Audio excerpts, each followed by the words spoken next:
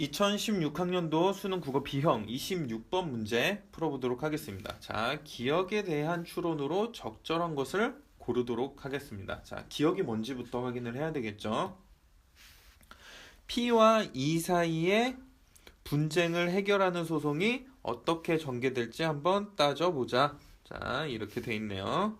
자, P와 E 사이의 소송이 어떻게 전개될지 따져보자.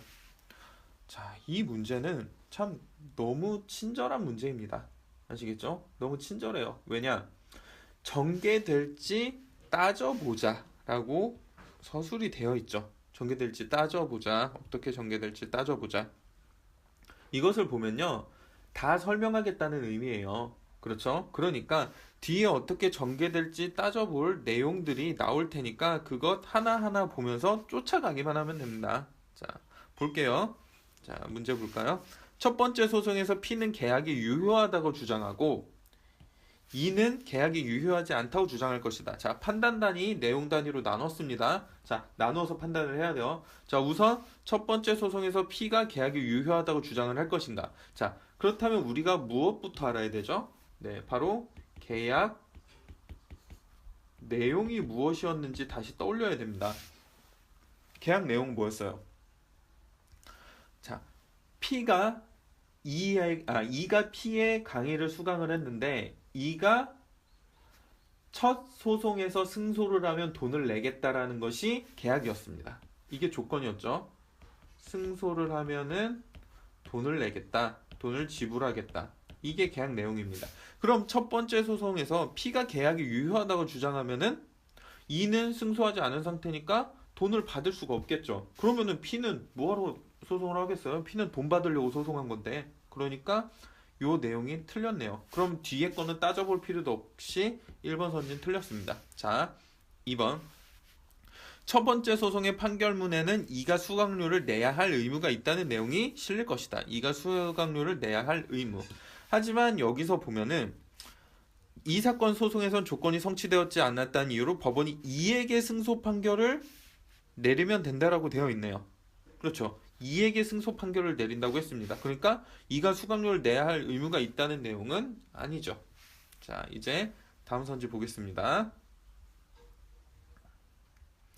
첫 번째 소송에서나 두 번째 소송에서나 P가 할 청구는 수강료를 내라는 내용일 것이다. 네, 그렇죠.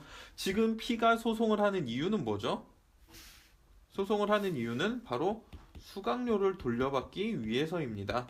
그러니까 첫 번째 소송, 두 번째 소송 모두 P는 수강료를 돌려달라고 하겠죠. 그러니까 정답은 3번입니다. 자, 글씨를 못 쓰네요. 네. 자, 이렇게 이 문제는 뭐 되게 빠르게 푸는 방법, 너무 획기적으로 쉽게 푸는 방법 이런 거 없습니다. 자, 국어 영역에 등장하는 모든 문제들에 우선 엄청난 스킬을 적용하면은 다 쉽게 풀릴 거다 이런 기대하시면 안 됩니다. 일부 문제가 이게 되는 거지 모든 문제가 되는 건 절대 아니에요. 쓸데없이 이런 스킬들 찾아 헤매기 시작하면 수능 망칩니다. 네, 제가 이렇게 자신 있게 이야기하는 이유는 제가 그렇게 공부하다가 재수 때 수능에서 성적이 진짜 완전 급락했기 때문에 수능 시험장 들어가서 망해본 사람이 하는 이야기예요. 아시겠죠? 그러니까 절대 그런 스킬 같은 것에 너무 의존하려고 하지 마세요.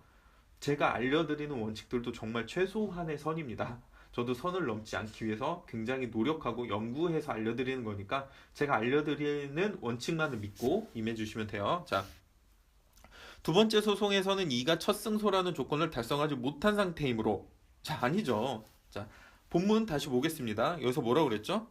첫 번째는 법원이 이에게 승소 판결을 내린다고 했습니다. 그러니까 첫 번째 판결에서는 첫 승소라는 조건을 달성한 상태죠. 그러니까 4번은 틀렸습니다. 이것도 첫 번째 내용 판단 단위에서 틀렸다라는 게 밝혀졌으므로 뒤에 것까지 굳이 볼 필요가 없어져 버리죠. 자, 이런 식으로 조금씩 조금씩 시간을 모으셔야 됩니다. 자, 이게 티끌이 모아서 태산까지는 아니고 되게 큰 티끌이 될 거예요. 네, 티끌 모은다고 태산이 되진 않아요. 하지만 국어 영역 실전에서 이 거대한 티끌이, 이 큰 티끌이 굉장히 아쉬워지는 순간이 올 겁니다. 네, 수능 시험장에서 수능을 경험해본 학생이라면 모두들 공감할 거예요. 자, 첫 번째와 두 번째 소송의 판결은 P와 E 사이에 승패가 상반될 것이므로 두 판결 가운데 하나는 무효일 것이다. 자, 본문 내용 보겠습니다. 자, 법원은 E에게 처음에 승소 판결을 내립니다. 자, 처음에 승소 판결을 내리고, 그런데 자, 여기가 중요해요. 이 판결 확정 이후라고 돼 있죠. 판결이 확정됐습니다. 확정된 판결은 기판력을 갖기 때문에 어떻게 된다? 번복될 수 없다. 그 효과는 영원하다 그랬죠. 뒤집어질 수 없다 그랬죠. 그러니까 5번도 틀렸습니다. 답은 3번. 자, 이것도 역시 정답을 정답과 오답의 이유 살펴보는 거 좋습니다. 하지만 이 문제에서 여러분들이 익혀야 될 거는 무엇이냐면요.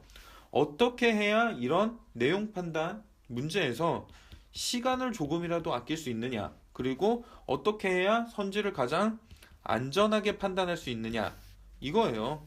자, 어떻게 해야 된다고 그랬죠? 지금 제가 어떻게 판단했죠? 내용 판단 단위입니다. 1번부터 5번까지 선지 내용을 그냥 쭉 읽고서 이를테면 4번 선지를 판단할 때 두 번째 소송에서는 E가 첫 승소라는 조건을 달성하지 못한 상태이므로 P는 수강료를 받을 수 있을 것이다. 이 모든 조건들을 한 번에 판단하려고 하면은 당연히 우리 머리에 과부하가 걸릴 수밖에 없어요.